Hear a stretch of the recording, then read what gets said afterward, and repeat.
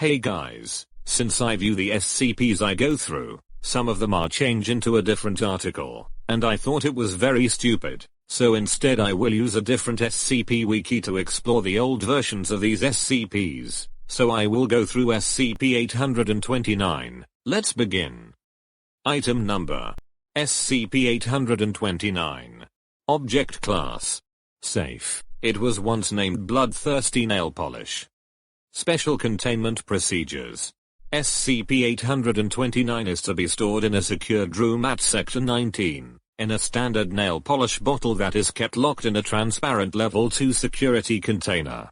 This room must be guarded by at least 2 Level 2 security personnel at all times. Security personnel and a spare bottle will accompany SCP-829 whenever it is removed from its containment room. All personnel must undergo psychological examinations before they are allowed to interact with subjects of SCP-829. Any persons who show signs of excessively compliant behavior must immediately be removed from the presence of subjects of SCP-829. Note: SCP-829 appears to be equally effective on both males and females. For clarity, this document will assume that the subject of SCP-829 is female. Description: SCP-829 is a volume of nail polish, typically 3 to 10 cc in size, composed primarily of brand nail polish, but also variable amounts of water, human blood from multiple individuals and small amounts of a large number of organic compounds. For a complete list of compounds detected in SCP-829, see Document 829-CM. SCP-829 is able to generate more of itself by absorbing water vapor from surrounding air, and by drinking human blood dripped into its bottle. If neither water vapor nor blood is available, SCP-829 becomes dormant, and does not appear to exhibit negative effects from extended dormancy. To date, researchers do not know how SCP-829 can utilize so much water and still maintain its properties as a nail polish. When applied to human subjects' fingernails, SCP-829 affects the subject in several different ways, depending on how much blood SCP-829 has received recently. If SCP-829 has received no blood recently, the subject feels more seductive and acts more flirtatiously, and develops a compulsion to prick herself and add her blood to SCP-829's bottle. If SCP-829 has received at least a drop of blood recently, the above effects are amplified, and the subject's fingernails evoke a pleasurable sensation in others when touched to their skin.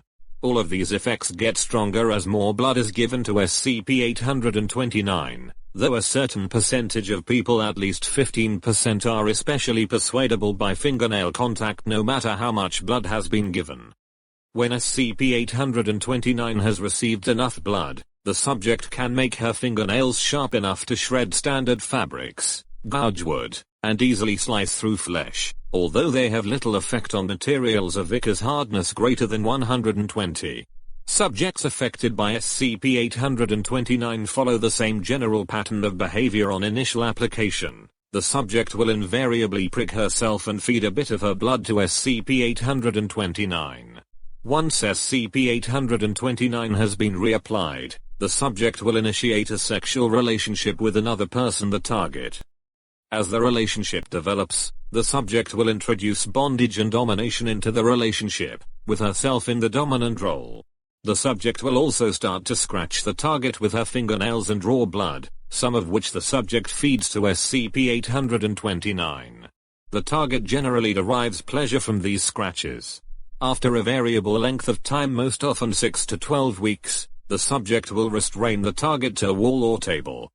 The encounter will begin as usual, but the subject will use her fingernails to slowly and systematically eviscerate the target, while trying to keep the target alive as long as possible. The target will initially continue to derive pleasure from the touch of the subject's fingernails, until the pain and trauma inflicted by the subject on the target overwhelms the pleasure the target has derived from the encounter. The subject will collect a large amount of the target's blood in SCP-829's bottle, often more than should fit. Shortly after the target expires, the subject will start the cycle anew, although the effects of SCP-829 will already be quite strong, making the next relationship much easier to initiate. Once SCP-829 has received sufficient blood from enough different targets, the subject will introduce SCP-829 to her current sexual partner and attempt to apply SCP-829 to the target's fingernails. Willing targets become affected by SCP-829 just as the original subject. Unwilling targets. Both subjects will together continue the flotation to evisceration cycle, seducing some targets individually and others together. As progressively more blood is given to SCP-829, the subjects will periodically recruit more targets as new subjects for SCP-829. However, if SCP-829 is not fed enough blood, then one subject, usually the newest recruit, will become a standard target, whom the remaining subject, S, will then restrain and disembowel. For more information, see Case Study 829 CS01. Addendum 1. 19. Was brought in to assist researching Subject 829-14, a 28-year-old Asian American female. During their initial interview, the subject brushed her fingernails across Dr.'s skin, eliciting an expected response. Approximately 3 hours later, both were apprehended when Dr. was helping the subject escape Sector 19. Dr. described a strong compulsion to do what the subject asked of him when touched by her fingernails. This compulsion faded after around 48 hours. The subject was terminated as normal. Addendum 2. 19.